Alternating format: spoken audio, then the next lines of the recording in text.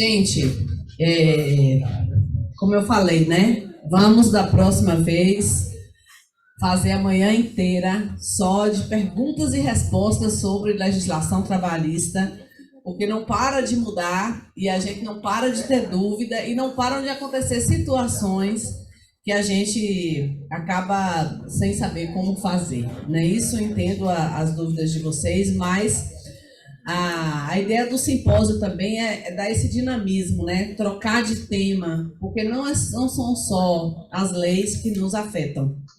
Outras coisas nos afetam e algo que tem afetado as empresas de forma muito contundente nos últimos tempos, especialmente depois da pandemia, é a questão da saúde mental. Não é verdade? Então, para falar sobre trabalho e saúde mental, se é que existe assim, essa questão da saúde, né? A saúde mental dentro de todo o escopo que essa palavra saúde tem. Trabalho e saúde mental, desafios e possibilidades. A gente vai fazer uma mesa agora, só que a gente mudou a dinâmica.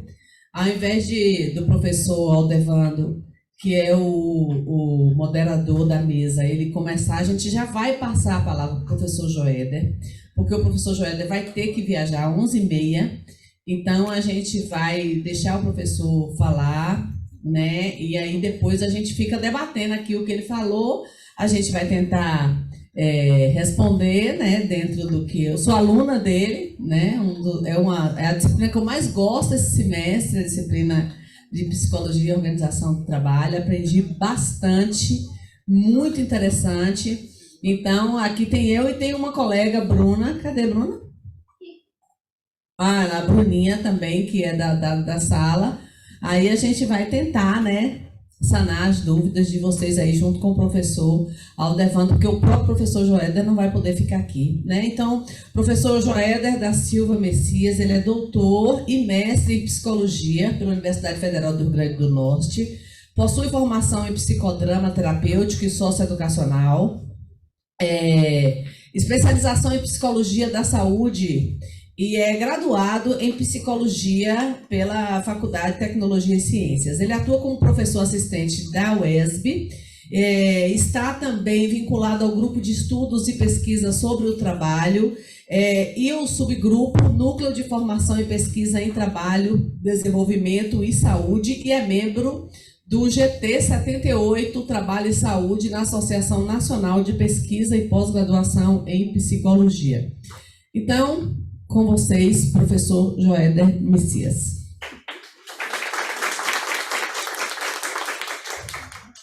Você vai querer falar sentado ou em pé? Se eu fosse dessa altura, eu só falava em pé, assim, ó. Entendeu? Eu desse tamanho, eu já fico aqui dando pulo na frente, imagina eu desse tamanho. Gente, bom dia. Bom dia. Em primeiro lugar, eu gostaria de agradecer imensamente ao convite, né, feito por Luciana, e também agradecer à Unigrade, né, na pessoa de Haroldo, e a cada um e cada uma de vocês. Cumprimento o colega Aldevando, né? Aldevando, perdão, que compõe com a gente aqui essa discussão de hoje. Né? Vamos chamar logo ele, né, professor? Se você quer apresentar. O Brasil estava ali faltando, eu fiquei preocupado. Ele é pedagogo com MBA em Gestão Empresarial, também é administração de empresa, tem formação em Business Partner, profissional coach, gestão de pessoas, especialista em gestão de pessoas, gerente de gente e sustentabilidade no segmento industrial, especialista social para povos tradicionais, facilitador do gerenciamento da rotina do dia a dia, do método Falcone, líder de avaliação de satisfação do colaborador, instrutor de treinamentos em planejamento estratégico e sustentabilidade, Proximal, consultor, professor do programa de formação docente, professor nosso aqui dos cursos de gestão de pessoas, provavelmente será professor de vocês. E acho que o melhor título, né? Todas as pessoas que que a gente conhece, que já foram lideradas por ele, gostam e falam muito bem, e falam, ele é ótimo, é maravilhoso. Então pronto, maravilhoso, seja bem-vindo também. Obrigado, isso é preocupante. Você viu a responsabilidade, professor? Vocês viram que a gente veio combinando, né? Só mudou o tom. Pode fazer uma dupla já. Pois é, a dupla sertaneja, né, professor? Eu falei com ele que eu tenho uma dessa coisa e viria provavelmente com ela, mas aí... Intuição. Gente, bom, a gente tem pouco tempo hoje, infelizmente, né? Eu tenho um compromisso agora à tarde em outra cidade, então tem a questão do deslocamento. Em função disso, eu não vou poder ficar aqui por mais tempo, embora eu desejasse bastante, né, ter mais tempo para a gente discutir sobre saúde mental no trabalho, né? Bom, gostaria de apresentar um pouquinho do meu percurso para vocês, né? Eu sou formado em psicologia, né? Aqui, fiz minha formação aqui em Vitória da Conquista, fiz algumas especializações aqui também, inclusive especializações na Unigrade. Então, por isso esse espaço é um espaço que me traz muitos afetos positivos, né? É um espaço que eu gosto muito de estar, né? Então, agradeço essa casa por ter contribuído com a minha formação, né? Bom, eu me interessei em 2014, 2013, né? Eu descobri uma abordagem clínica do trabalho chamada clínica da atividade, através de uma dissertação de mestrado, né? Feita pela Arielle Pacheco, da Universidade Federal do Espírito Santo. Eu faço questão de sempre demarcar esse meu início na clínica da atividade, porque eu acho que marca a importância dessa produção acadêmica que a gente faz, né, e o alcance que ela tem para produzir transformações na forma de ver e de ler o fenômeno no contexto onde a gente estuda, trabalha e pesquisa e desenvolve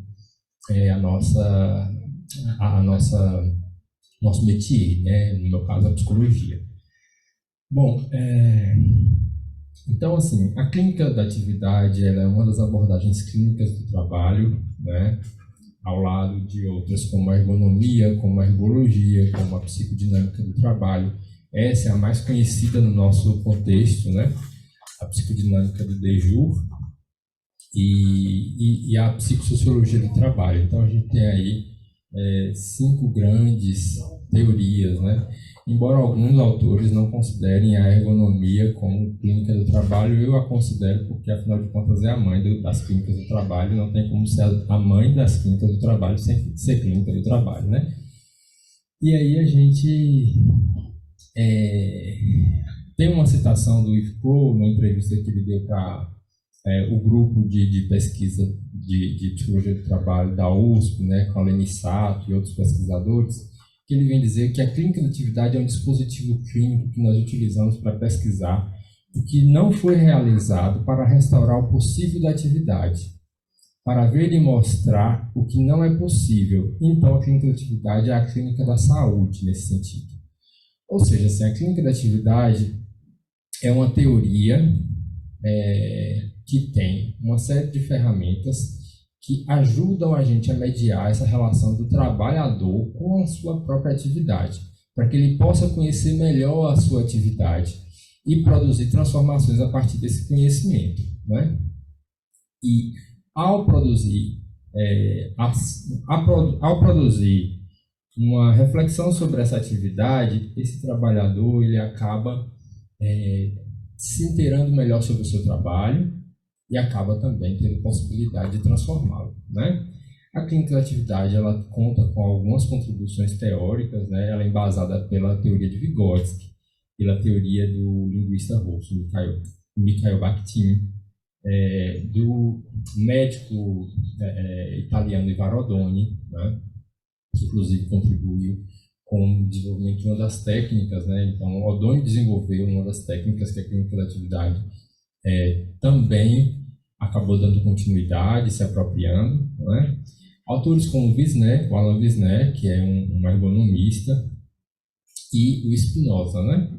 Que inclusive contribui também com a teoria de Vygotsky, acaba contribuindo de alguma maneira com a discussão da clínica da atividade, né?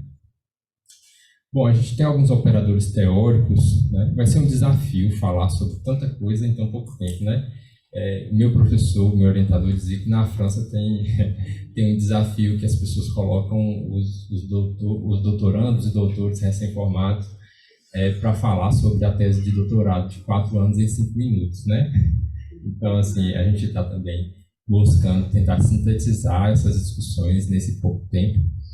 E aí a gente tem 2 conceitos que são basilares, que a gente herda da ergonomia, que são conceitos do trabalho prescrito e do trabalho realizado, não é? Que nasce na ergonomia como as dimensões de tarefa e atividade. A tarefa como um trabalho que é prescrito, eu acredito que uma boa parte é da área de RH, não é isso? Pronto. Então, lá na área de RH, vocês têm uma coisa chamada descrição de cargo, não tem? O que a gente tem na descrição de cargo é exatamente aquilo que a gente faz. Então, empiricamente, a gente sabe que o que está prescrito é diferente do que a gente realiza, correto? Então, quanto maior é a distância entre o que está prescrito e o que a gente realiza, maior é o risco do trabalhador e para a saúde mental do trabalhador, né? Porque a gente tem impedimentos nesse trabalho.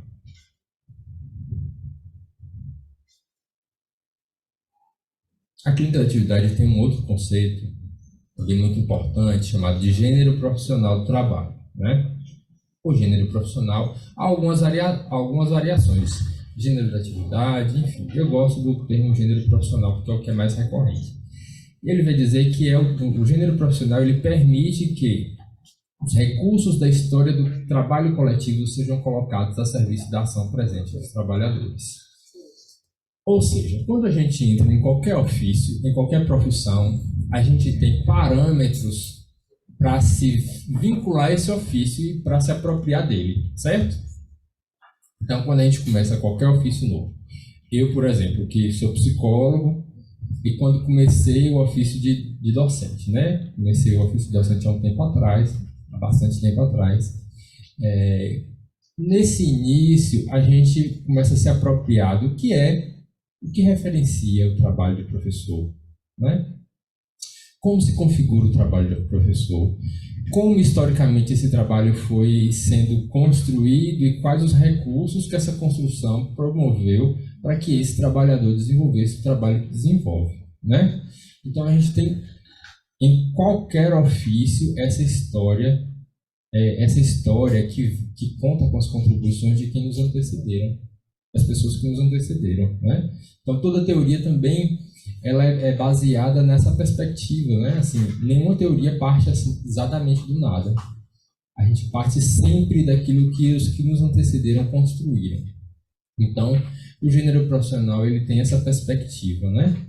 É essa memória imaterial que nos oferece âncoras para que a gente realize o trabalho que a gente ocupa, que a gente exerce, certo? Então, quando esse trabalhador ele passa a se apropriar desse gênero profissional, ele começa a ter um nível de destreza sobre esse ofício, certo? Então, ele se apropria e ele começa a desenvolver esse ofício de modo tão apropriado que ele começa, em muitos casos, a produzir algo que inove esse ofício. É o que a gente chama de estilo da atividade. Então, o estilo da atividade é esse movimento que os trabalhadores fazem para agregar ao trabalho que eles realizam. Vocês conhecem algum exemplo de pessoas que no seu fazer profissional desenvolveram algo que era a assinatura dele? Algo que contribuía de repente para a facilitação do desenvolvimento do trabalho pelo coletivo? Então, esse gesto é o que a gente chama de estilo da atividade, né?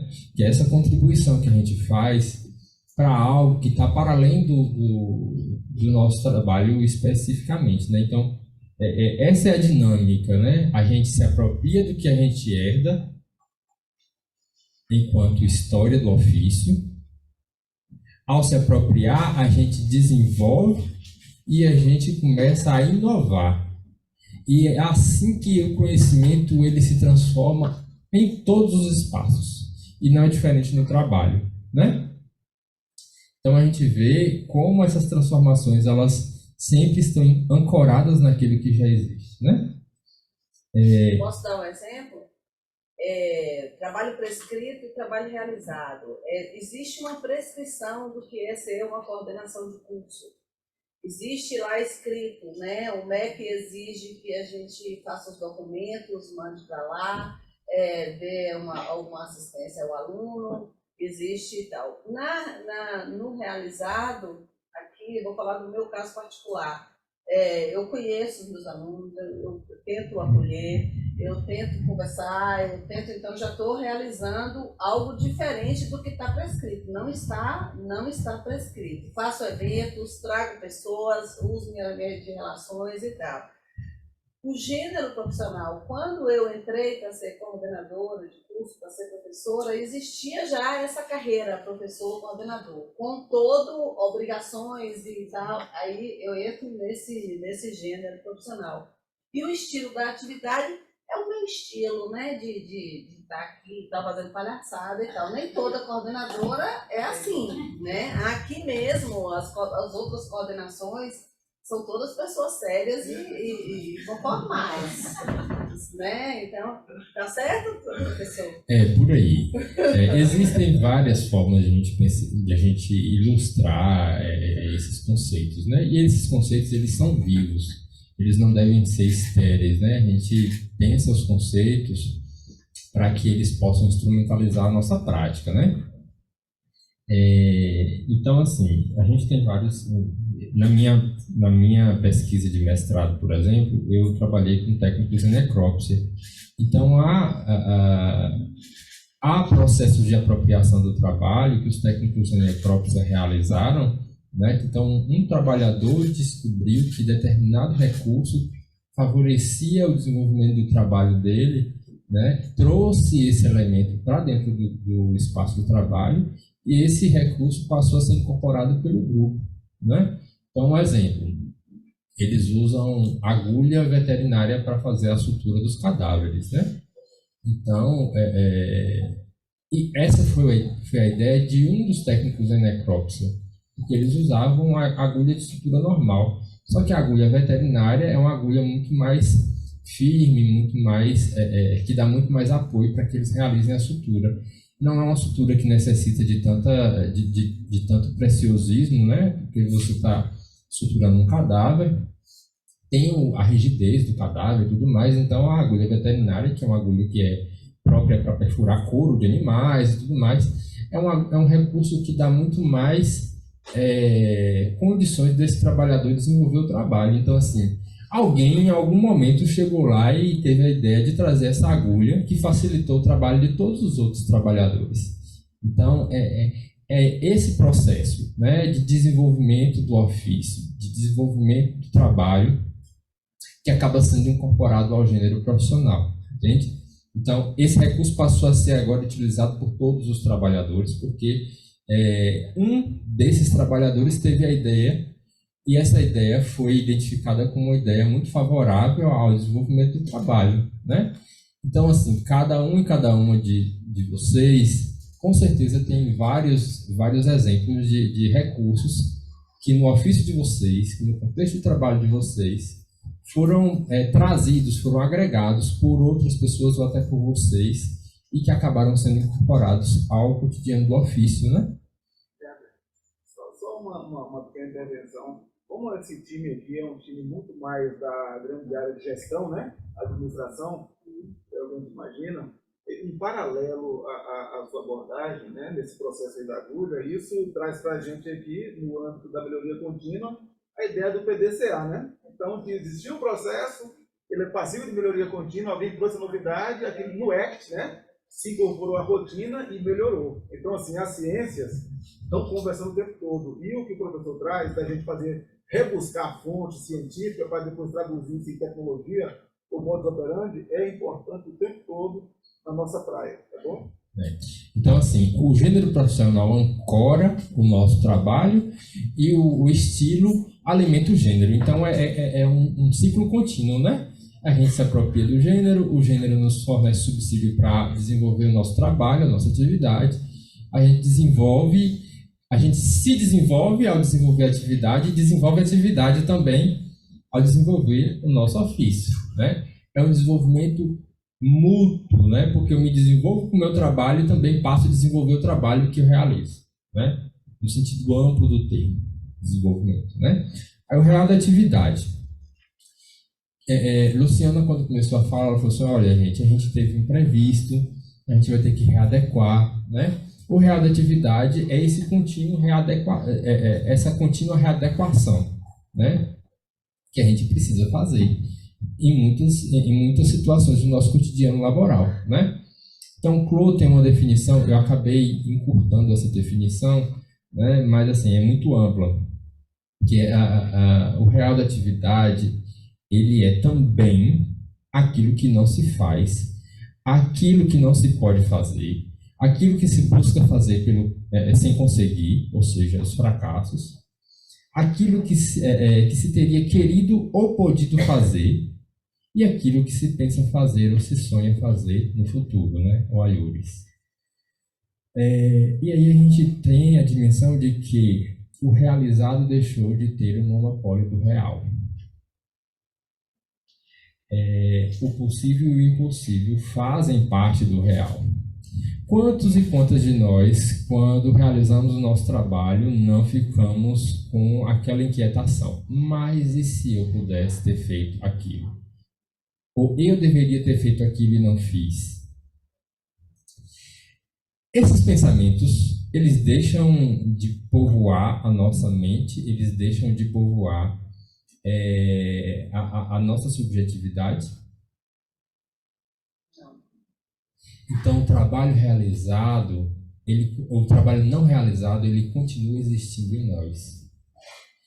E o trabalho não realizado pode, muitas vezes, produzir adoecimento mental no trabalho, né?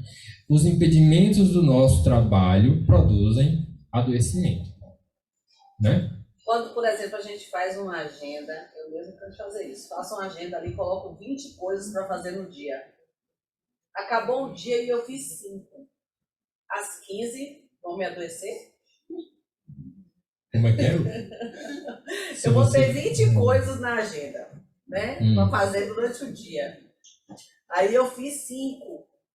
Aquelas 15 continuarão na minha cabeça e podem me adoecer. É isso que você está dizendo. O que eu estou querendo dizer para vocês é assim, que esse impacto subjetivo ele existe. E que não é uma coisa simplória, no sentido de são essas coisas pontuais da minha agenda que vão produzir meu adoecimento, mas a recorrência de uma série de produções de impedimentos do nosso ofício, que de forma contínua acabam produzindo adoecimento, né? Então, é algo bem mais complexo, né? Então, assim, o Clow, ele vai dizer que o Yves Clow é o principal teórico dessa abordagem, né, gente? É uma abordagem que eu esqueci de dizer, uma abordagem francófona. Todas essas abordagens clínicas do trabalho que eu disse no início, elas são abordagens que são desenvolvidas no Conservatório Nacional de Artes e Ofícios, na França, né? E esses pesquisadores todos são de lá, né? Inclusive o Yves Clow, que é o expoente da clínica da atividade, que teve a sua formação com um dos teóricos da clínica, que é da ergologia, o Schwartz. Mas voltando, né?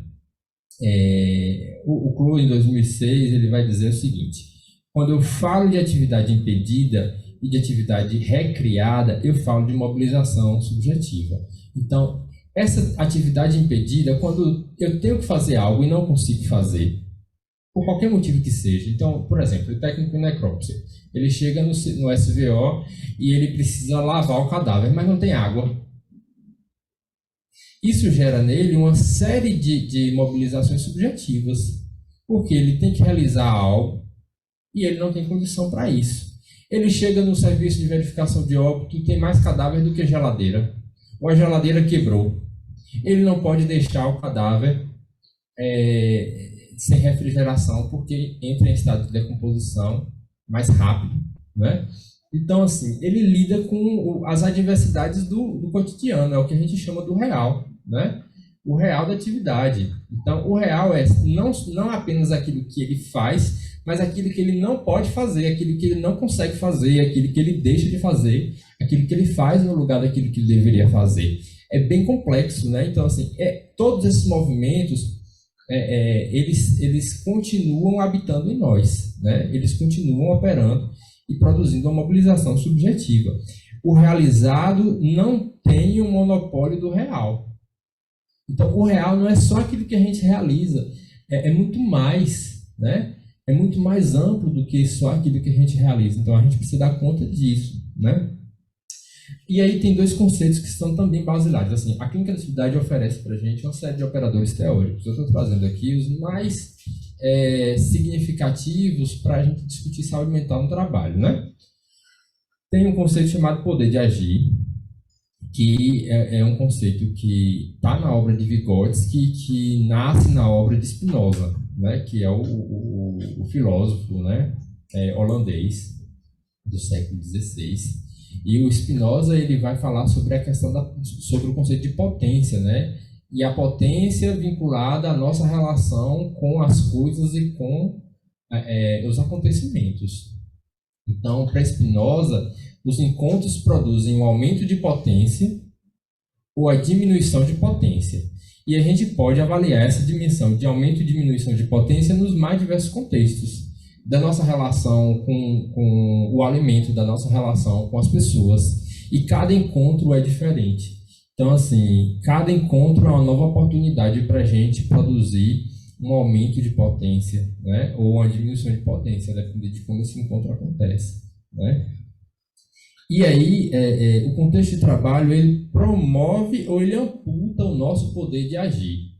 Então, quanto maior a minha distância entre aquilo que eu realizo e aquilo que eu deveria realizar, maior a dificuldade que a gente encontra para dar conta do nosso trabalho, maior, consequentemente, a amputação do nosso poder de agir e maior o nosso risco de adoecimento mental no contexto de trabalho. Faz sentido para vocês? O assédio entra aí também. Com certeza. Com certeza. Tem vários fatores que entram nessa dimensão, né? Inclusive o assédio, né? Seja ele assédio moral, assédio sexual, enfim, né? Bom,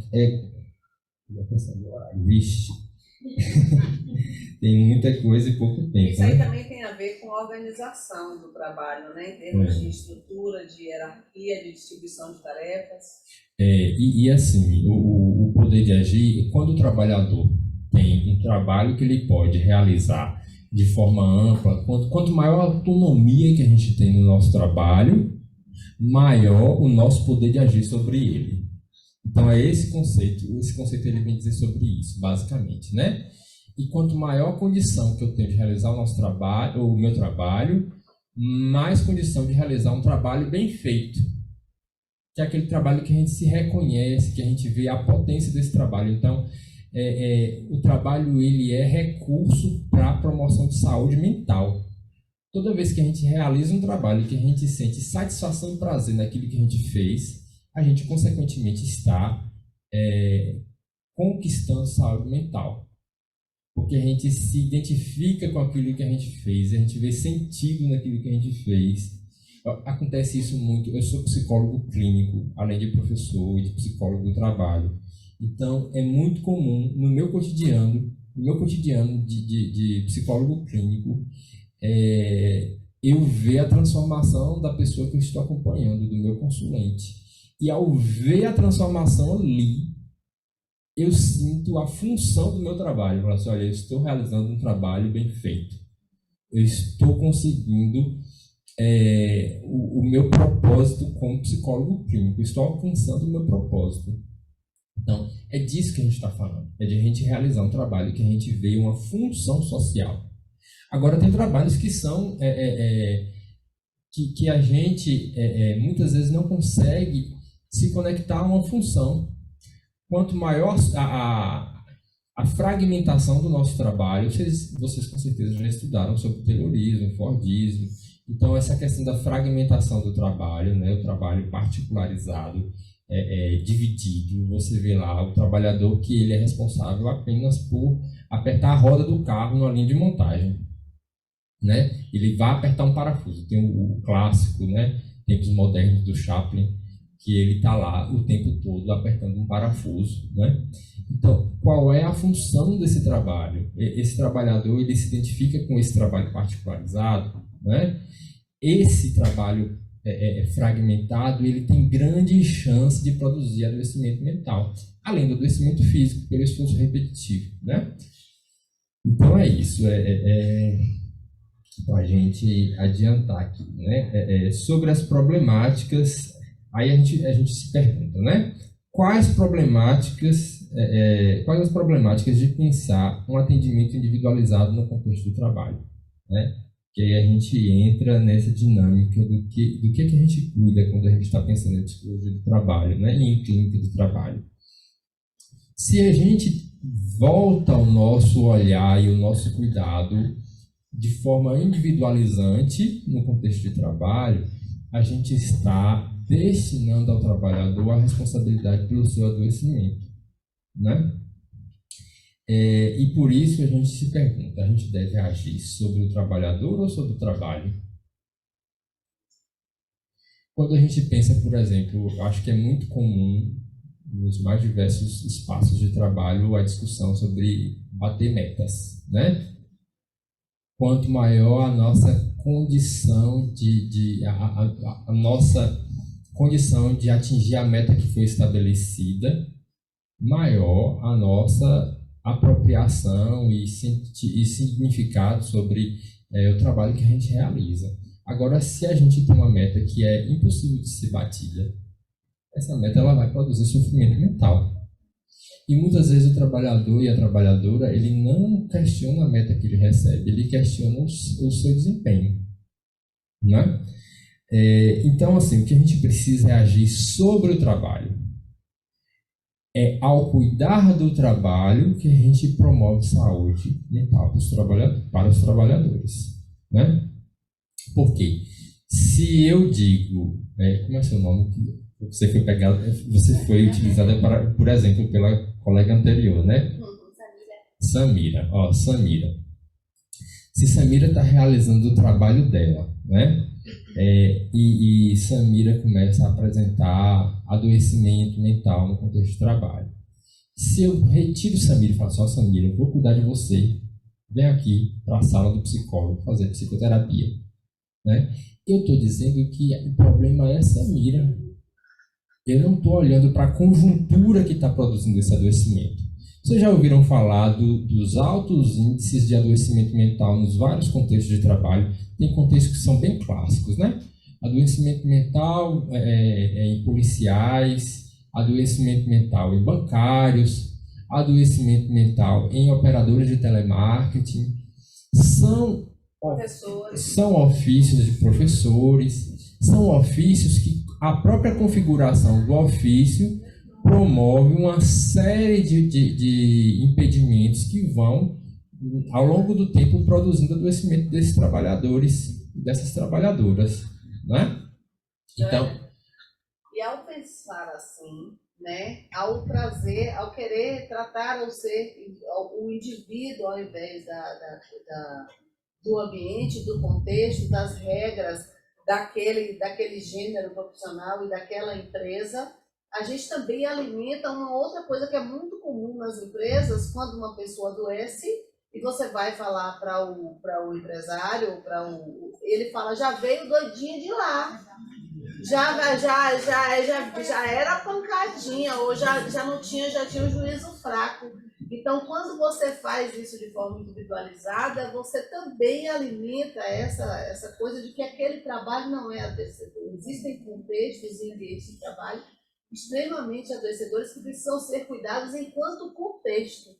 É claro que não vai adoecer, é muito raro adoecer todo mundo, vai adoecer 1 ou 2 ou 3, mas ali tem o potencial de adoecimento. E a depender do tipo de trabalho, o adoecimento é muito intenso. Então, você vê, por exemplo, o índice de rotatividade de profissionais que trabalham com operação de telemarketing. É muito, muito difícil você ver operadores de telemarketing fazerem uma carreira de muito tempo na empresa. Eles têm uma rotatividade grande, porque é praticamente uma máquina de moer vidas humanas, né? Assim, é um trabalho extremamente controlado, vigiado, né? As pessoas muitas vezes não têm tempo para ir ao banheiro, então passar um mês, 2 meses, 1 ano num trabalho desse é uma coisa. Agora passar 10 anos, 15 anos, 20 anos, se aposentar nesse tipo de trabalho, ninguém aguenta, ninguém suporta, é humanamente impossível. Porque a configuração do trabalho é extremamente adoecedora. Então, assim, se a gente trata o indivíduo, a gente não olha para a organização do trabalho. E ao cuidar da organização do trabalho, ao produzir mudanças na organização do trabalho, consequentemente, a gente está favorecendo e promovendo saúde mental nos trabalhadores. Entendem? Só uma provocação, uma contribuição. Estava lendo alguma coisa em torno do adoecimento mental no trabalho e tem ainda, para além de todas as dificuldades, uma barreira, que é do colaborador, depois que perceber que algo não está bem no ambiente e, por consequência, com ele, a preocupação de divulgar isso, porque o sistema está todo formatado para não reconhecer aquilo como sendo um problema a ser tratado, inclusive do ambiente de trabalho. E, para além disso, existe uma dificuldade assim, que eu considero ser uma viga de concreto, que é também a mudança de paradigma de quem empresaria isso. O dono do negócio, o CEO do negócio, o executivo do negócio, que tem que pensar com essa cabeça, digamos, dessas abordagens que estão sendo tratadas mais fortemente, muito recentemente. Então, olha só, setor de televendas eu posso até testemunhar alguma coisa. O grupo empresarial do trabalho, nós estamos executando um processo de transformação organizacional. O setor de televendas, a gente mede turnover, ele passou a dar uma sacudida. Qual que é a resposta pronta que tem?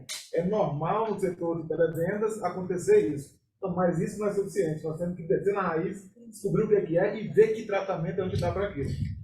E aí você está cuidando do trabalho, quando você olha para o que é que o trabalho está produzindo em termos de adoecimento desse trabalhador, né? Então esse é o movimento. Não de particularizar, de pegar a Samira e colocar numa salinha para fazer um atendimento psicológico e dizer que ela não está dando conta do trabalho. Porque o fato de alguns trabalhadores não apresentarem adoecimento mental aparente não quer dizer que eles não estejam impactados pela organização do trabalho. Aí também é outra questão, né? O adoecimento ele chega como um sinalizador, mas isso não significa que aqueles que não estão doentes, adoecidos ainda, não estejam sendo impactados pela forma como o trabalho está organizado, né? E outra coisa, se o gestor, o empresário, ele fosse realmente assim, se ater à importância do cuidado do trabalho, ele veria como isso favorece financeiramente o próprio empreendimento, porque quando você tem baixa rotatividade, baixo turnover, você tem baixos custos com uma série de procedimentos admissionais e demissionais, né? Então, assim, são muitas questões que estão em jogo, né? Mas o sistema no qual a gente está inserido muitas vezes produz apenas um processo de repetição extremamente alienante que a gente não consegue muitas vezes perceber como isso está sendo prejudicial para a própria organização, né? Para a própria empresa.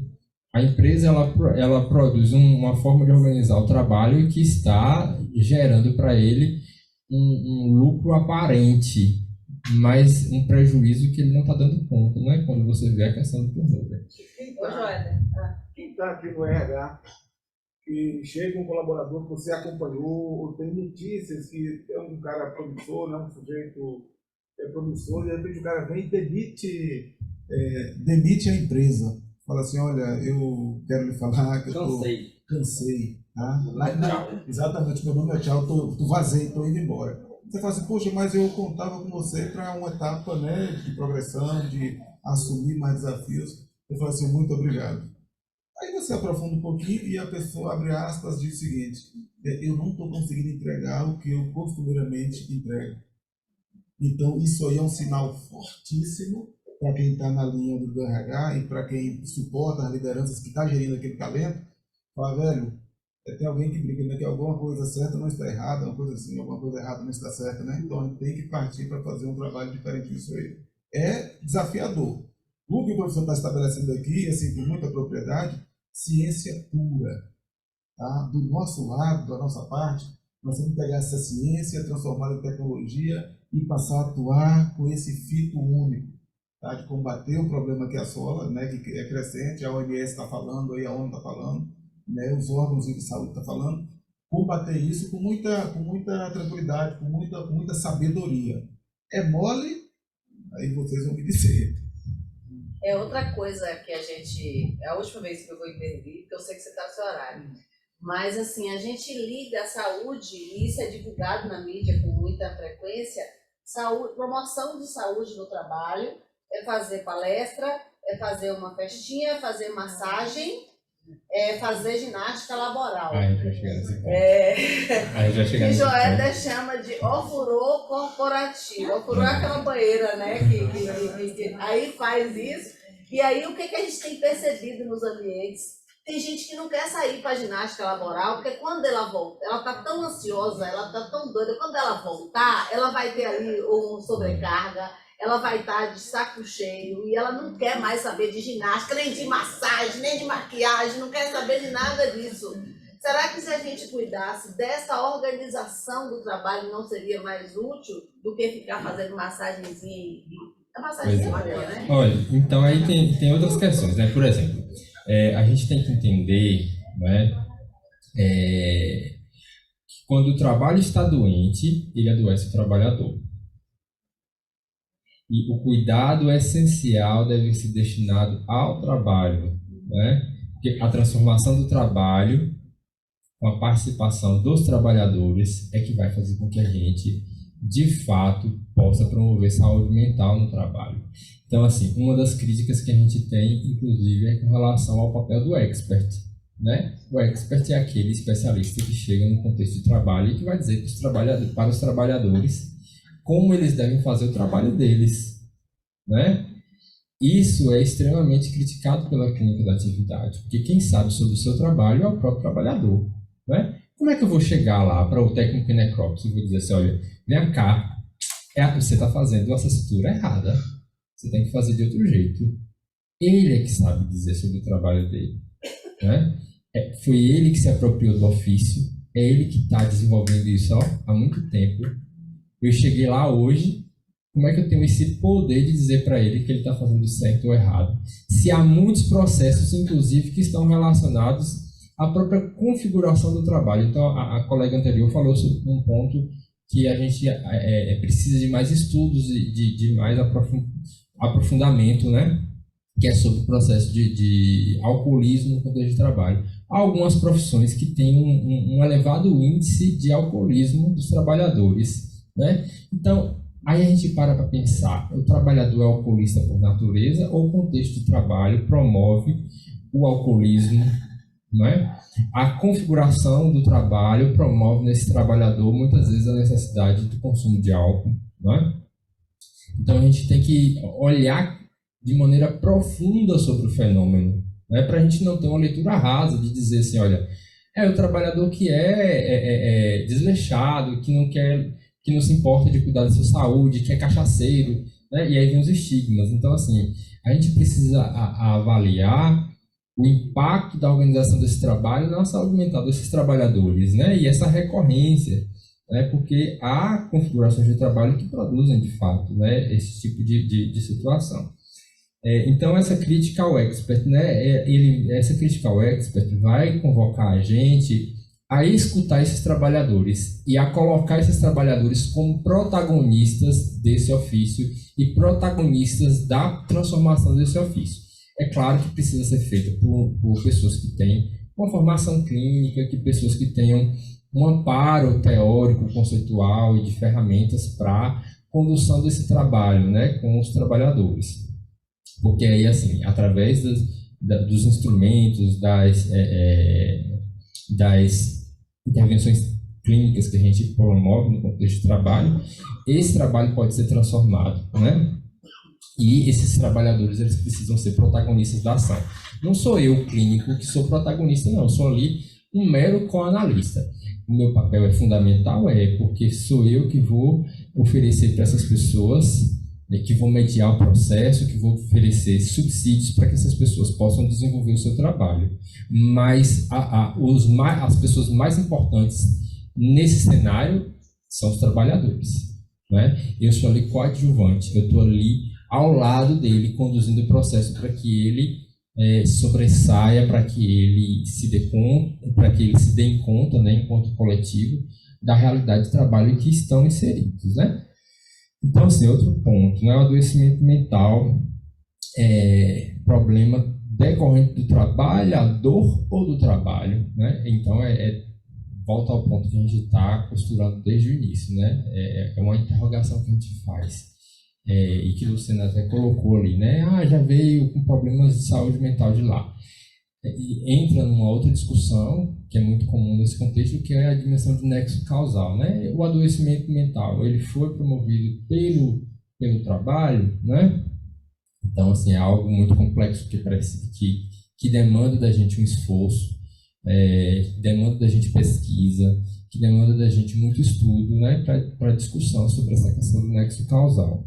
Mas o fato é que a gente sabe que há profissões que promovem, que tem maior índice aí, a gente tem a epidemiologia para sinalizar tudo isso, né? A gente vai lá, busca os dados epidemiológicos e vê os índices de adoecimento de determinadas categorias profissionais, né?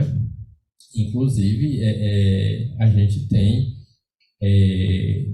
patologias que são clássicas de determinados segmentos, né? Então, é muito comum a gente ver profissionais de banco desenvolverem LEDORT, né? E hoje em dia, o afastamento por transtorno mental, por questões de saúde mental, tem superado os adoecimentos físicos, né? As licenças por adoecimentos físicos, porque o nosso contexto, e a gente precisa também extrapolar a dimensão da empresa especificamente, mas pensar em termos de sociedade, né? Assim, a forma como o trabalho tem sido realizado e organizado tem continuamente produzido uma série de adoecimentos, né? Esse recurso que a gente tem aqui hoje, em qualquer um de nós tem, né?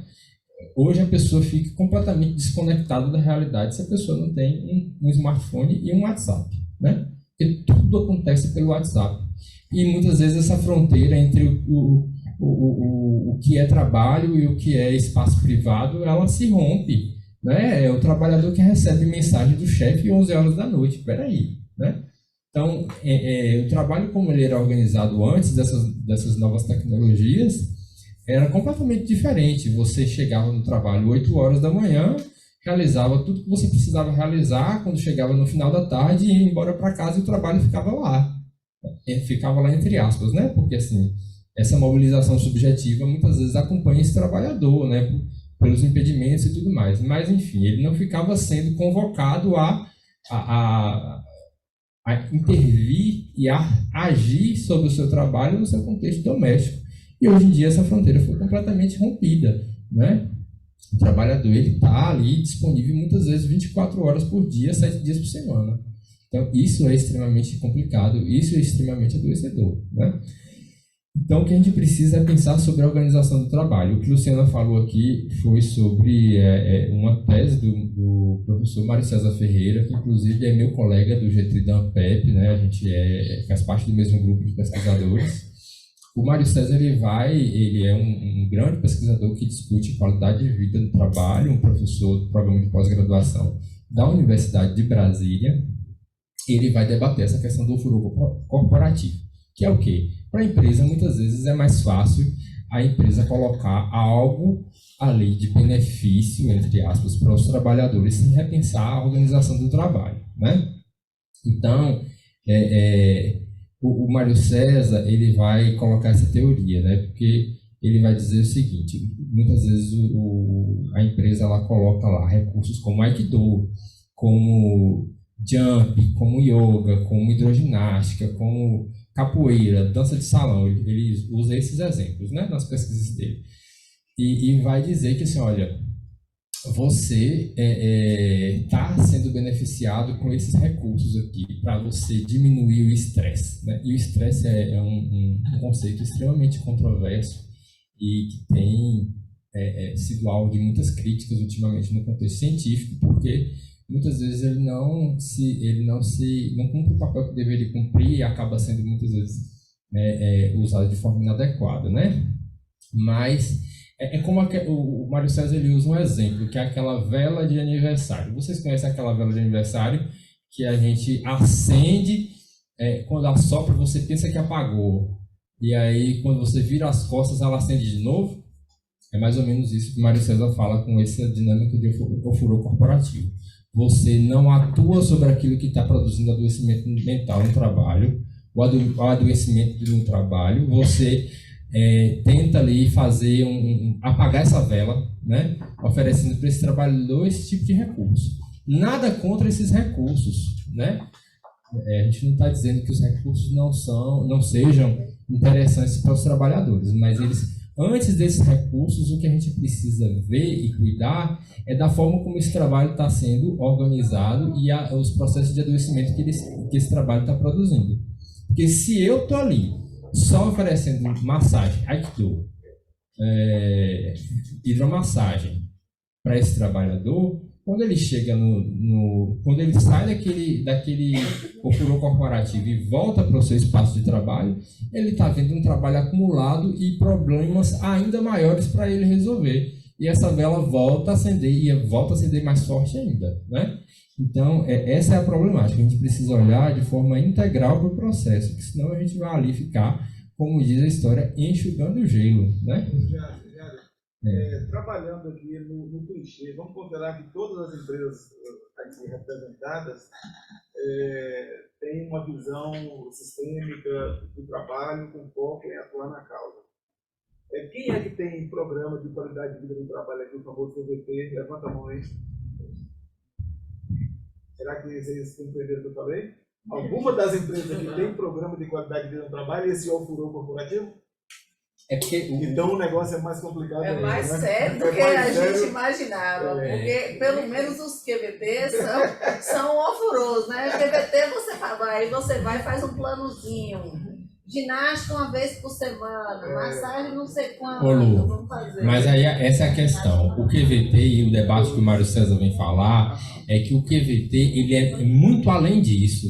Não é você oferecer para esse trabalhador esse tipo de recurso, mas você, como o Mário César é um ergonomista, né?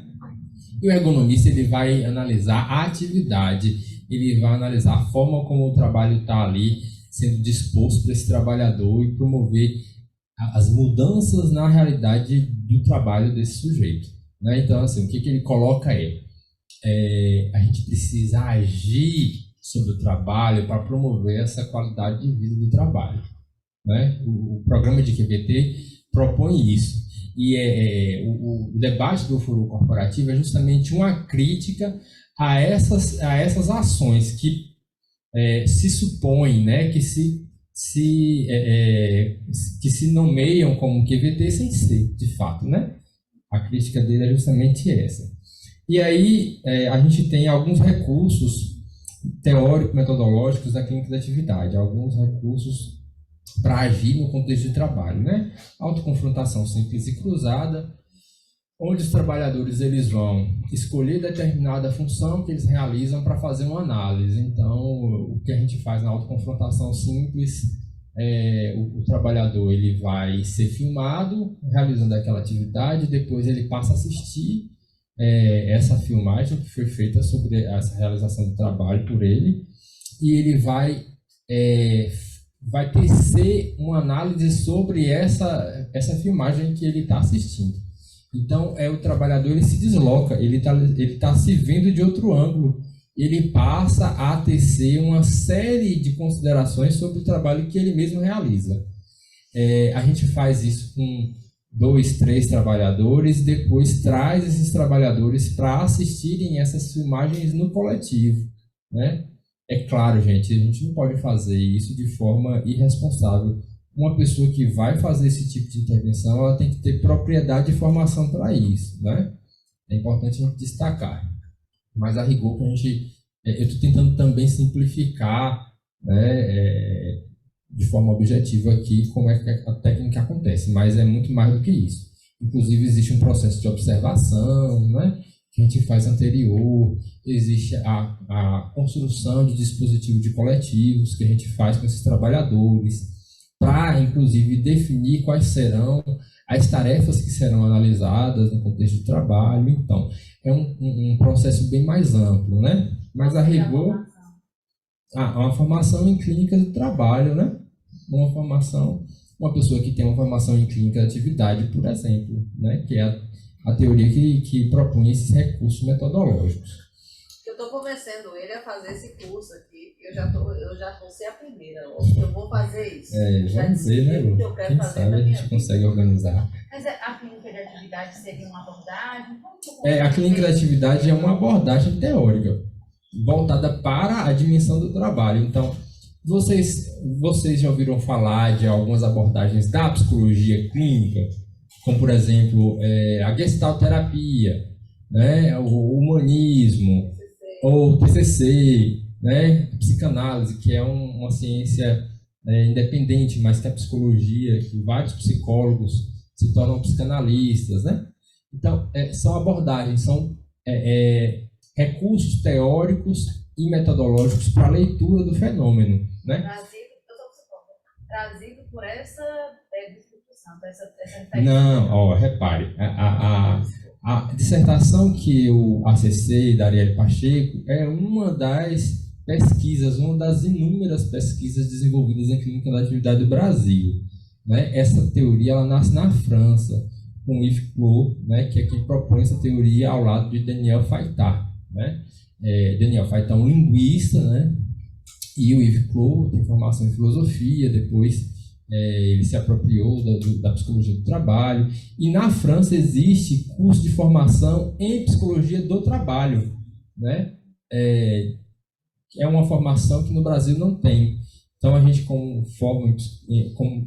psicólogo, né, a gente tem uma formação generalista. Na França existe graduação voltada para a psicologia do trabalho, né? Então é isso, assim, eu acho que tem cursos de formação, tem como você procurar de repente um programa de pós-graduação, né?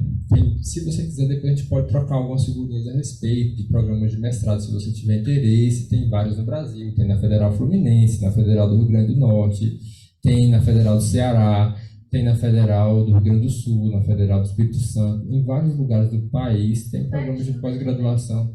Infelizmente, na Bahia, eu não conheço até o momento nenhum programa de pós-graduação que tenha pesquisadores que desenvolvam estudos nas clínicas do trabalho. Um centro muito forte em clínica do trabalho também é a Universidade de Brasília, né? Que aí a gente tem muito presente lá a psicodinâmica do trabalho. Eu extrapolei muito o horário, eu vou ter que acelerar na viagem. Bom, e aí assim, a autoconfrontação cruzada é pegar essas filmagens e os trabalhadores que foram filmados e fazerem esse debate entre eles. E esse debate é sempre importante em qualquer intervenção clínica do trabalho. É importante, fundamental, que nós, enquanto analistas do trabalho, nós destaquemos para esses trabalhadores e trabalhadoras que não existe resposta certa ou errada, que a gente não está ali para encontrar defeito no trabalho de nenhum deles, que a gente está ali justamente para encontrar as controvérsias do ofício, né? As diferenças, e que as diferenças são bem-vindas e que a pluralidade precisa ser analisada para, dentro dessa análise, identificar aquilo que potencializa o trabalho desses sujeitos, certo? E aí a instrução ao sósia. Vou falar brevemente da instrução ao sósia, né? A gente chega para os trabalhadores e propõe uma consigna, né? Imagine que amanhã, imagine que eu seja exatamente igual a você, portanto, seu sósia, né? E que por ser igual, amanhã eu irei lhe substituir no seu espaço de trabalho. Eu preciso que você me oriente de forma minuciosa para que amanhã eu haja exatamente como você e ninguém perceba a substituição. É uma ideia de fantasia, né? Que esse sujeito que a gente promove nesse exercício com os trabalhadores, nessa técnica, né? porque ele vai imaginar que a gente seja igual a ele. Mas esse dispositivo, essa técnica, a gente desenvolve com os trabalhadores para que eles se desloquem, porque o que a gente costuma fazer no ambiente de trabalho é algo extremamente automatizado e a gente muitas vezes faz sem dar conta do que está fazendo, certo? Então, essa consigna ela vai promover que esses trabalhadores deem um passo atrás e comecem a perceber as coisas que eles realizam de fato. É muito comum, por exemplo, em entrevista de instrução ao sósia, a pessoa sai da entrevista e fala assim, nossa, sai com um aspecto de cansado mesmo, porque ela revive aquilo que ela está falando ali mentalmente, né? Então, há um gasto de energia, há um esforço muito grande, é como se ela passasse por aquilo novamente, né? Na instrução, durante a instrução. E ela fala assim, eu não sabia que eu fazia tanta coisa, né? Porque o sujeito ele para analisar a sua própria atividade. E aí, dentro dessa análise, as coisas começam a aparecer e as intervenções podem ser feitas, né? Existem outros recursos, como, por exemplo, a oficina de fotografia. Tem uma orientanda, né, do professor Pablo, da Universidade Federal do Ceará, que desenvolveu um dispositivo chamado cartão remetente, que você é apaixonada, né? Depois eu conto. Depois ela conta. E aí, assim, são recursos, né? São recursos, só que é importante a gente sempre ter em mente que o recurso, ele é um mediador, e a gente não pode ser um reprodutor de técnica. A gente é um analista, né? Então, a gente está ali, a técnica ela não pode ser feita da técnica pela técnica. A técnica ela tem que cumprir uma função. Precisa haver um cuidado para isso, precisa haver uma formação para isso. Então, é o que eu sempre digo na psicologia, né? Assim, não podemos ser tecnicistas, meros reprodutores de técnicas. A gente precisa ser pensante, a gente precisa ter uma análise conjuntural, a gente precisa ter um olhar amplo sobre o fenômeno, porque técnica por técnica a inteligência artificial está aí para fazer, né? Então, as máquinas estão fazendo maravilhosamente uma série de análises técnicas aí, mas cadê esse feeling, né? Esse feeling só nós podemos ter, né? Essa capacidade de análise e de leitura sobre o fenômeno, né? Bom, e aí, como eu disse para vocês, é somente através da análise, da imersão desses conflitos e dessas controvérsias que a gente consegue ampliar, pulverizar, transformar e cuidar desse ofício e desse trabalho, né? Então, Joel, você está dizendo que a gente vai botar os trabalhadores para brigar? Não, não é isso. O conflito não tem nada a ver com briga, não tem nada a ver com desavença e discussão. Conflitos são as diferenças. Então, é o trabalhador que serra o crânio do cadáver em triângulo e o outro serra em quadrado. E aí eles vão conversar sobre isso. Por que eu faço desse jeito? Por que você faz de outro jeito? E a gente vai tentar encontrar os pontos em comuns e os pontos divergentes desse fazer profissional, né? Então, aí a gente tem também como concepção de saúde, a saúde na perspectiva de Canguilhem, né, sobre a questão da normatização da vida, né, de saúde ser entendido como sentir-se para além da questão da normalidade, mas com uma capacidade de restabelecer novas normas, novas formas de lidar com as diferenças, né? Então, assim, eu tinha uma professora no início da graduação colocou para a gente uma questão que me deixa, que me desperta até hoje, assim, numa terra de cego que enxerga é o anormal. Se nesse público aqui de aproximadamente 80 pessoas, né, todos nós, 95% de nós fôssemos cegos, a realidade, o contexto e a vida teria sido programada para pessoas que não enxergam, né? Então, a normalidade são parâmetros que a gente cria com base na realidade, né? Então, são construções sociais, parâmetros de normalidade. A gente precisa também ter em mente isso. E são conectados também com uma leitura temporal e histórica. Tem adoecimentos que a gente percebe que eles vão mudando ao longo do tempo, à medida que a sociedade vai se transformando.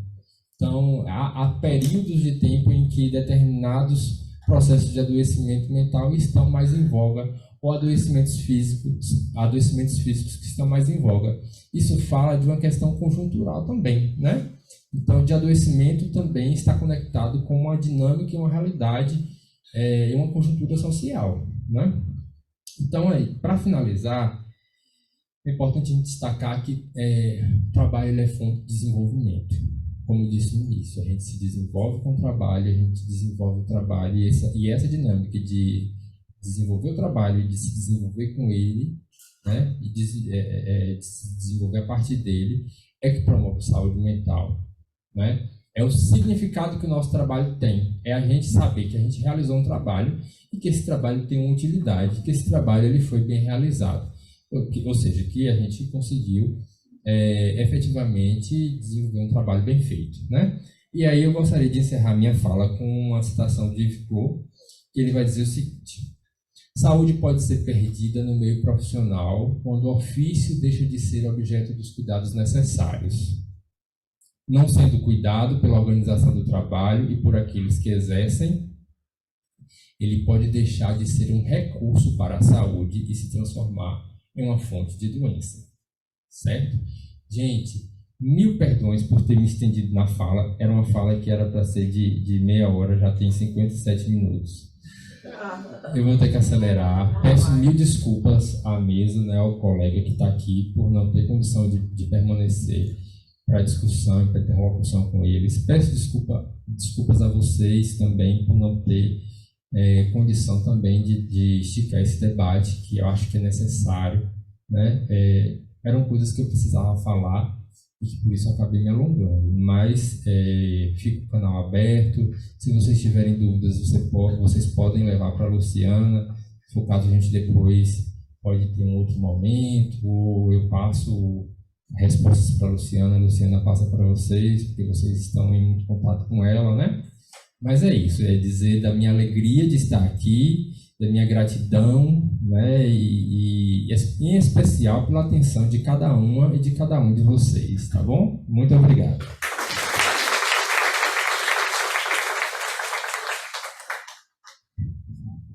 Vou chamar a Samira aqui para entregar o certificado e a lembrancinha do professor Joéder.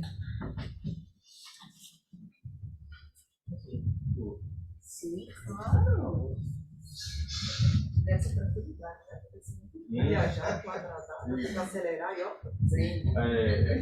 Pois é. Você não vai falar nada para ele, não, Samira? Não. Gostei, é bom, né? Obrigado. Joéder, muito obrigada pela sua participação, né? Por estar aqui e trocar esse conhecimento com a gente, é muito importante. O que você falou. Eu que agradeço, gente.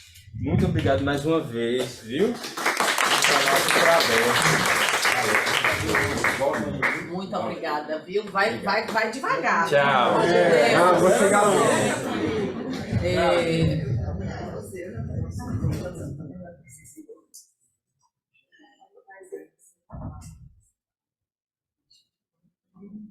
Passar agora para o pessoal do Evandro, ele preparou uma apresentação até, mas hoje o trabalho realizado, você vê que o trabalho previsto é realmente diferente do trabalho realizado, né? Aqui é a prova comum, a prova certa. Tinha a Bruninha ali para falar também. Qualquer dúvida sobre clínica da atividade, pode consultar a Bruninha, que ela sabe todas as coisas. Obrigado. Gente, brilhante a abordagem do professor Joéder, muito legal. Mas eu imagino que vocês devem ter enxergado aí na abordagem dele alguma coisa que vocês, né, devam fazer, ainda que de forma fragmentada, uns mais ou menos, no trabalho de vocês e, obviamente, atendendo a uma outra linguagem. Eu gostei muito dessa parte onde ele coloca a ideia do sósia, tá? Essa ideia de ir lá filmar o processo, né, verificar o fenômeno em loco, depois chamar o sujeito que está envolvido para fazer uma reflexão daquilo, isso é bacana. Tem que ser com autorização da pessoa. Com a autorização da pessoa. Com a formação. Mas e o que é que está acontecendo? A gente faz uns mais, outros menos, né? Esse tipo de trabalho, obviamente, atendendo a uma outra necessidade, nós começamos numa unidade nossa de negócio, puxado por um aspecto relacionado à saúde e segurança do trabalho. Tá? Há algum tempo atrás, nós tivemos lá um acidente com resultado muito ruim, né, que custou uma vida. E a partir de então, nós começamos a observar posição a posição quantos profissionais estariam preparados para aquela função. 1, 2, 3 sósias.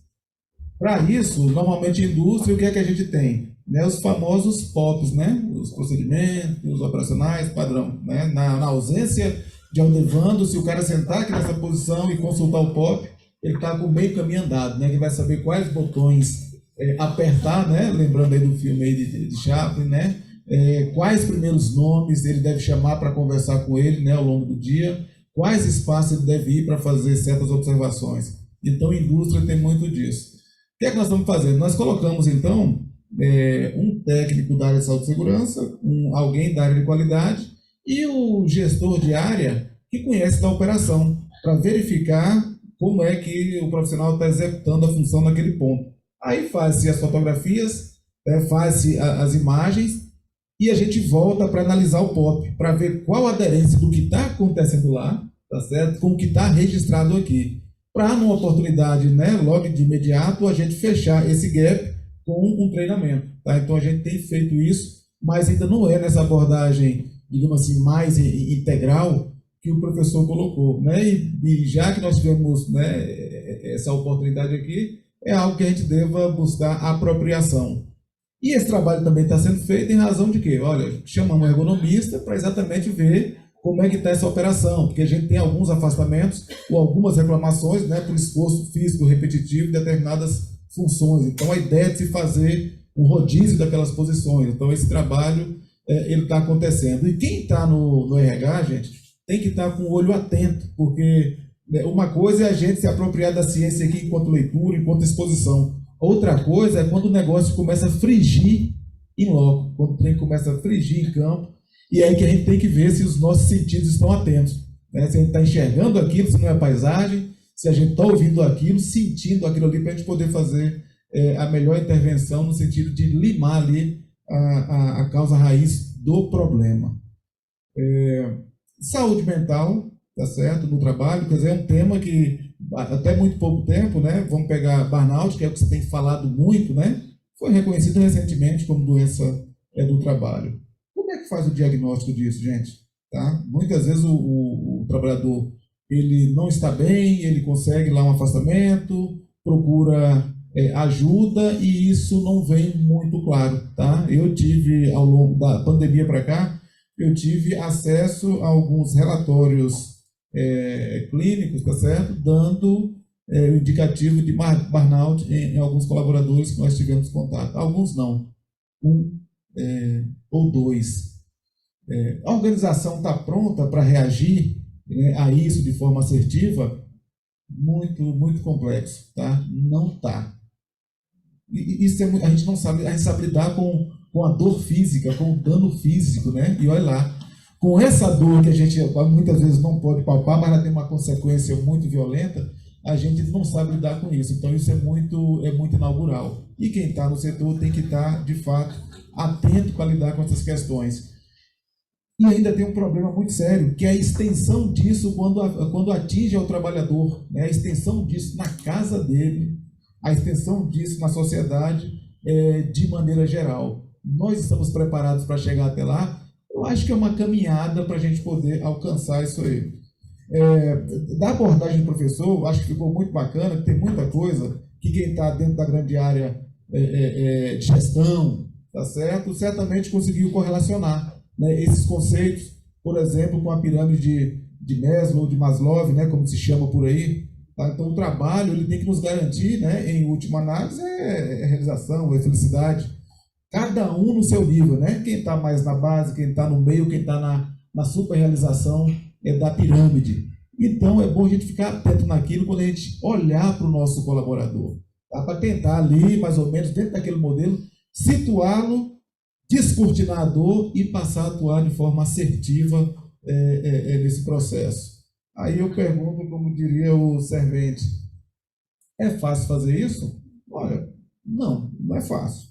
Temos que fazer. Temos recurso para fazer isso? De maneira geral, as empresas não. E aí a gente volta para uma cidade, a terceira maior cidade da Bahia, Vitória da Conquista.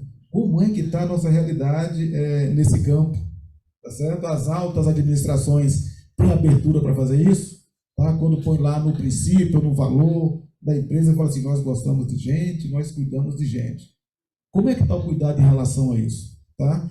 O que é que a OMS tem dito? Que o Brasil pode ser o segundo, ou é o segundo país em manifestações de burnout. O primeiro é o Japão.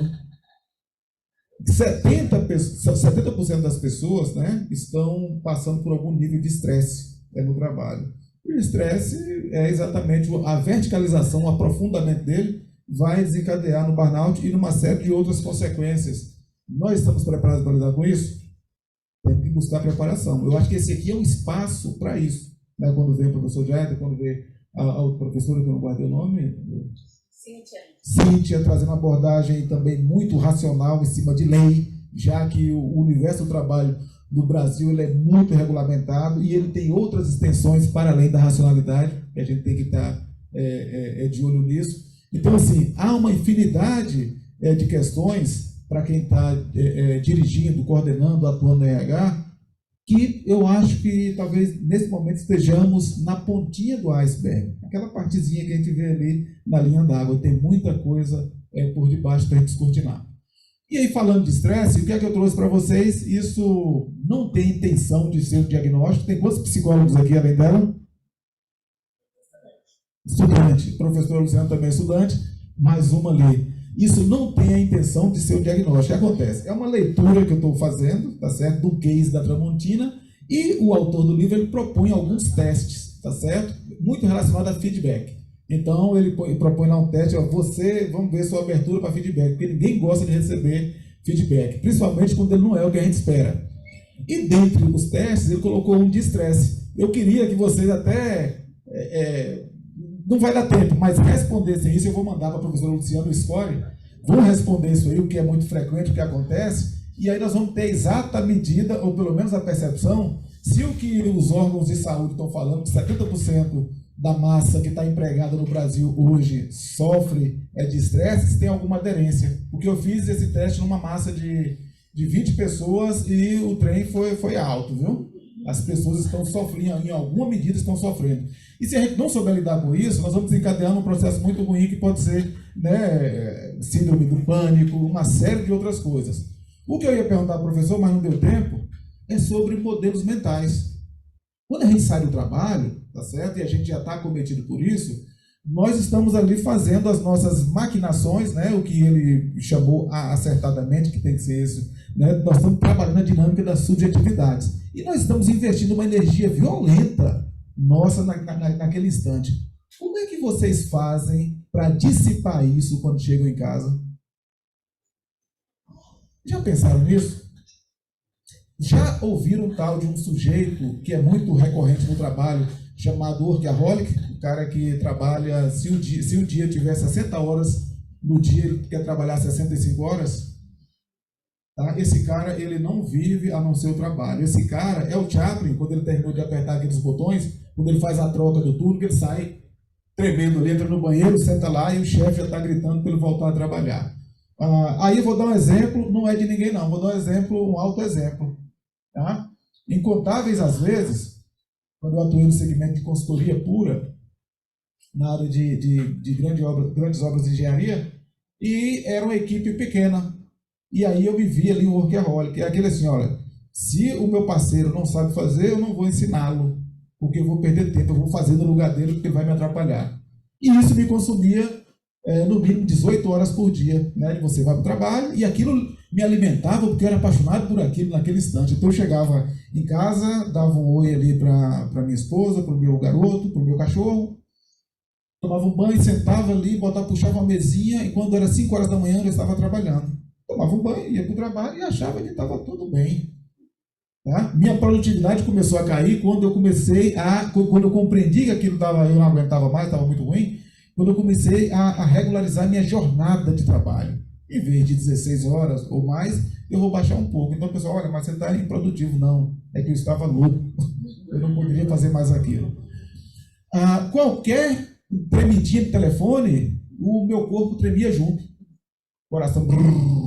Meu Deus, o que será isso? Mas eu falei, mas eu sou de ferro, não deve ser nada. Até que eu fui num cardiologista, ele falou assim, olha, faça aqui o mapa, vamos medir, blá, blá, blá. Quando eu devolvi para ele, que ele falou o resultado, ele falou, você não sai daqui segurando meu braço antes de ser medicado. Então, assim, eu estava num processo de adoecimento, mas aí eu aprendi algumas coisas, alguns truques. Eu aprendi. Eu vou para casa do trabalho, eu ralo bastante, mas quando eu chego em casa, isso também pode ser até um outro adoecimento. Eu ouço música, eu leio um livro, eu converso besteira. Então, assim, aí no outro dia eu estou bom. Mas isso não anula os espinhos e o mandacaru, que é o ambiente adoecido. É esse ensinamento que a gente tem que ter. É só um paliativo. Mas qual é o desafio nosso como RH, como instituição de ensino e pesquisa que está gerando, ressignificando conhecimento? É produzir ferramentais, produzir jornadas, tá, que a gente consiga sair daqui qualificados, instrumentalizados para inferir essa mudança lá. Tá bom? Assim, teríamos muitas outras coisas para a gente conversar, inclusive tangenciando o que o professor colocou, que a professora ajudou a debater, mas é isso. Nós temos prazo, nós temos tempo, temos hora. Responda esse questionário, aí eu vou mandar para a Luciana o score para vocês fazerem a continha e saber onde é que vocês estão. Na verdade, tem um estudo aí de diminuir os dias, né, do trabalho, de serem 4 dias. Já está aberta a jornada, tá? Começou, acho que essa semana, é uma organização, né, internacional aí que está procurando quem quer se voluntariar como organização para estabelecer a jornada de 4 dias. Tá? É um piloto interessante. Alguém me perguntou na aula no final de semana, acho que foi o Marcelo, Felipe perguntou qual que era a minha opinião. Eu falei, cara, sinceramente, assim, eu não sei. Vamos experimentar para ver porque o que acontece. Com a sua opinião aqui vai ser legal? É muito. O que acontece? Hoje eu faço essa jornada já. Certo. Né? Em 4 dias. Assim, entre aspas, porque a mulher ela tem uma jornada muito mais extensa. Né? Chega de casa, cuida de menino, de casa, mas dou trabalho 4 dias. É muito mais producente você ter um tempo que você coloca de descanso. Por quê? O descanso, ele é visto como não estou produzindo. Você estendeu na época lá que você estava doente, sua carga horária até 5 horas da manhã, e você viu que sua queda caiu. Então, não é o tempo de trabalho que vai fazer você produzir melhor e de qualidade. É o seu tempo de descanso que vai fazer você produzir com mais qualidade. Então, quando a gente tem esse discernimento e consegue dividir e saber que descansar é producente, a gente começa a regular e oferecer um trabalho de muito mais qualidade. Então, eu tive esse estalo, porque eu já caí nessa, de produzir muito mais de carga horária. E aí eu percebi que o tanto que você regular isso aí é muito mais produtivo. Perfeito. Assim, é uma abordagem interessante. Hoje, em uma das nossas unidades, tá? Tem um dia na semana que o volume de produção ele é baixinho em razão da demanda. O que é que a gente quer fazer? Quer extinguir esse dia e empurrar no outro para a gente fazer uma soma, né? Encher os outros dias e deixar esse dia muito livre. Mas, de fato, é um laboratório interessante. É o 100, 80, 100. A proposta é 100% de salário, 80% de carga horária e os trabalhadores devolvem para a empresa 100% de produtividade. Né? Então, não necessariamente seria 4 dias, porque eu não sei se 44 é a nossa. Essa técnica foi aplicada em vários países com excelentes resultados. Né?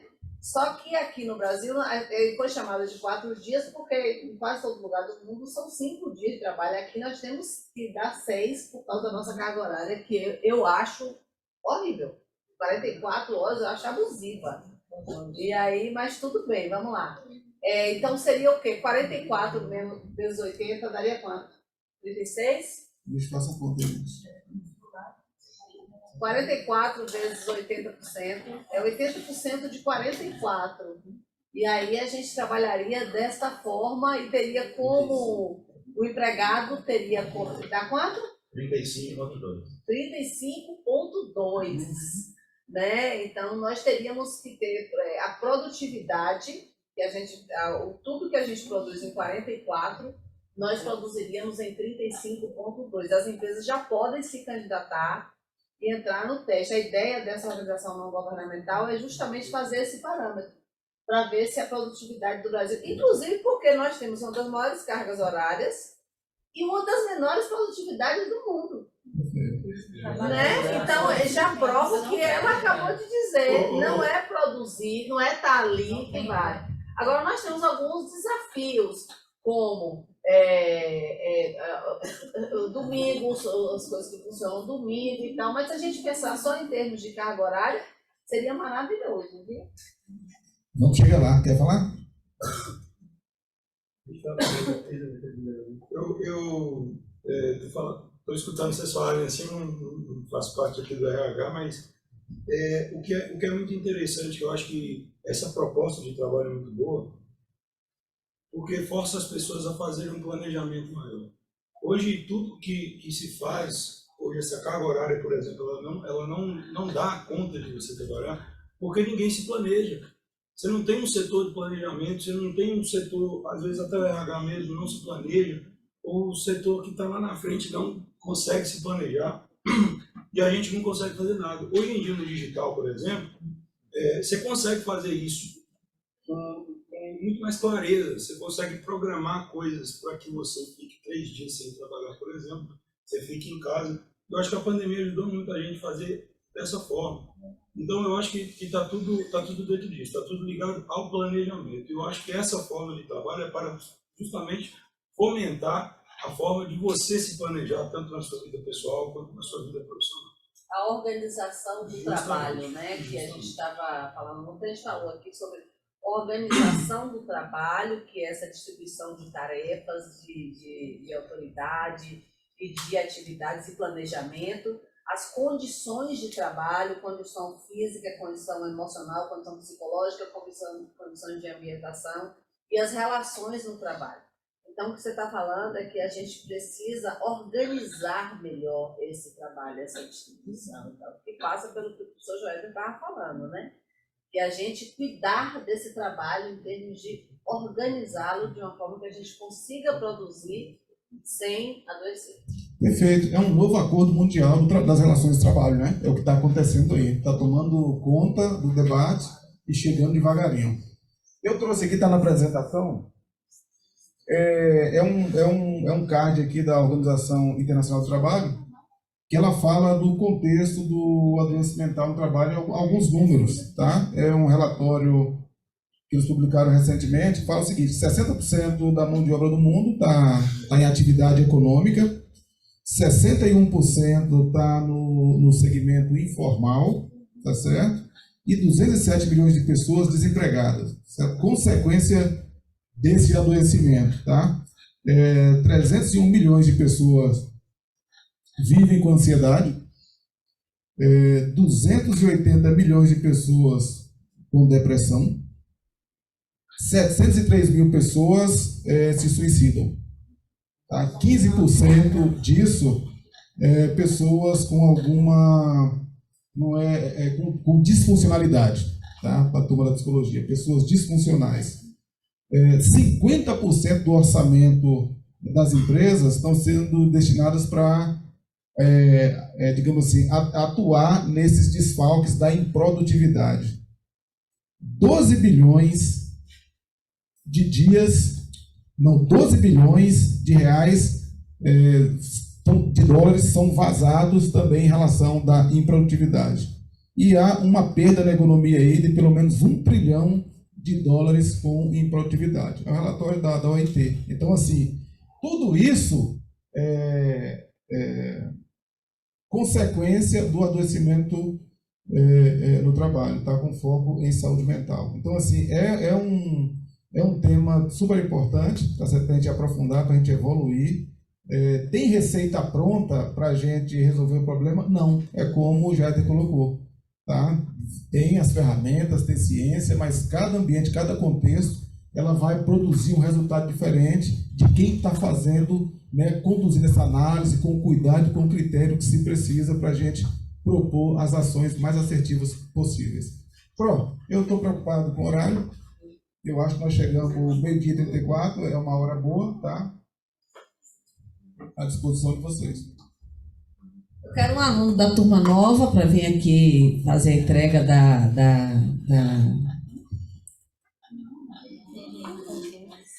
do certificado.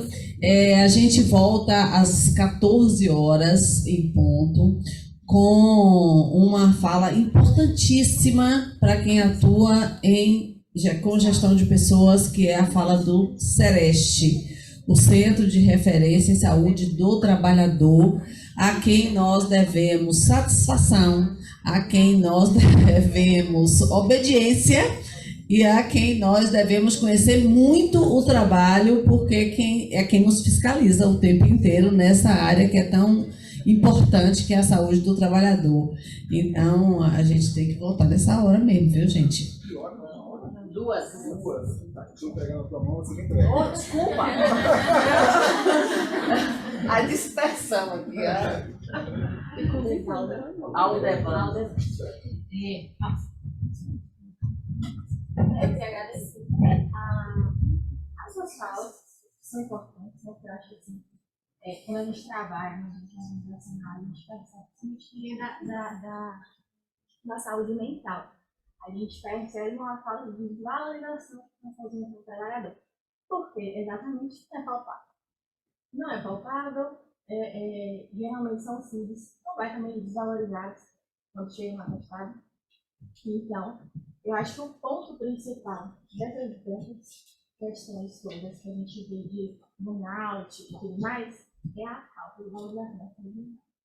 E principalmente quando você está dentro do ambiente de trabalho e tudo mais, que como Gisele falou ontem, tem coisas que você faz de fato, né?